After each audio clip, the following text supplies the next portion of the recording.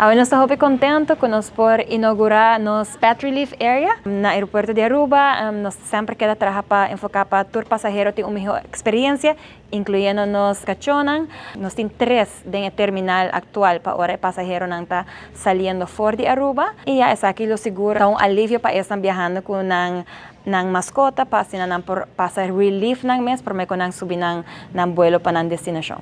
Esa aqui segura uma colaboração de diferentes departamentos de Aruba Airport Authority e também contratista ng quase aqui possível.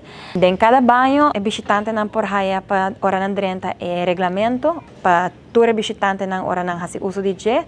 Grande danke na tour colega ng diferentes departamentos de Aruba Airport Authority e também contratista ng conjunto nos para realizar o proyecto aqui de 3 new Pet Relief Areas din nos terminal.